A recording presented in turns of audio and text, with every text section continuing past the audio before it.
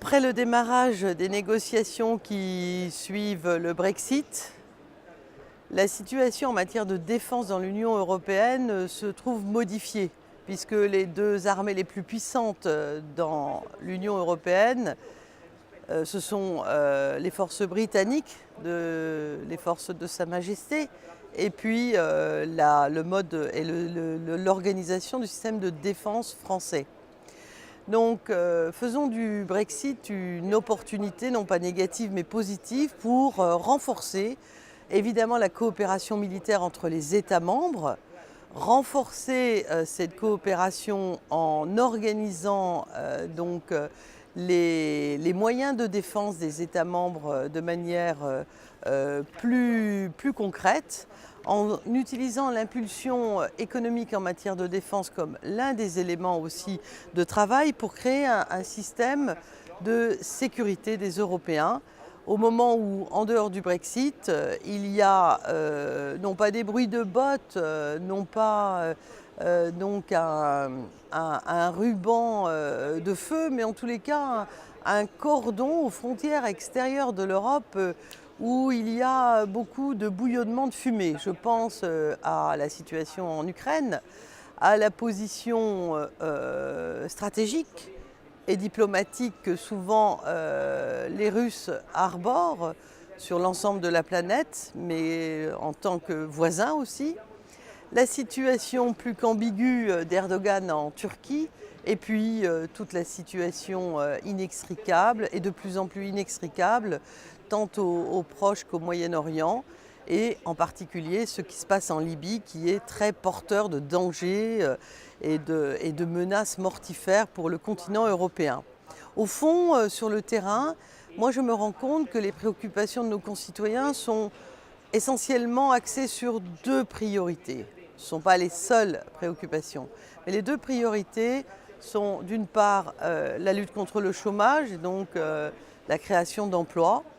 et aussi la sécurité. La sécurité par rapport à toutes les formes de menaces d'aujourd'hui, pas seulement les formes des tragédies liées aux attentats terroristes, et spécialement pour notre pays, mais aussi les formes qui sont plus belliqueuses. Et sans reprendre Clausewitz, mais en reprenant la philosophie de la guerre depuis l'Antiquité,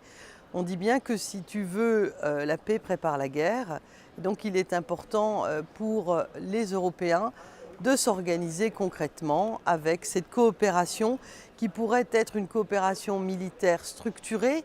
et permanente, un renforcement de l'Eurocorps, même s'il y a des problèmes de souveraineté,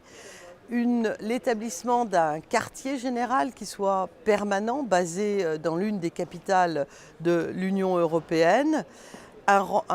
et aussi un renforcement, c'est très important, très souvent on oublie cette dimension qui est absolument indispensable sur le terrain, c'est d'avoir un commandement médical européen de façon à pouvoir porter secours de manière coordonnée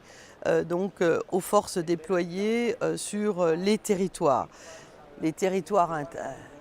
externes avant tout, évidemment, et j'espère que nous ayons à le faire sur les territoires à l'intérieur de l'Europe. Et puis technologiquement, plus que jamais, il est important d'utiliser par exemple l'imagerie satellitaire que l'on obtient à partir de Frontex, l'utilisation européenne des drones, la communication donc en matière de cybersécurité et donc de cyberdéfense, et puis tous les mécanismes concernant les systèmes aéroportuaires de ravitaillement en vol des aéronefs dans ce monde dangereux, complexe qui est le nôtre et qui relève de l'équilibre des démocraties entre la volonté politique le plus intégrée possible et puis évidemment les moyens opérationnels des systèmes de défense européens. Et à cet égard, mon groupe parlementaire a sorti en janvier 2016 une feuille de route de mon groupe vers des forces militaires intégrées de l'Union européenne. Je ne suis pas d'accord avec tout, notamment sur la position de l'OTAN dans ce mécanisme, mais une grande partie de cette feuille de route rejoint les préoccupations que très rapidement je viens d'évoquer à travers cette vidéo de ma newsletter.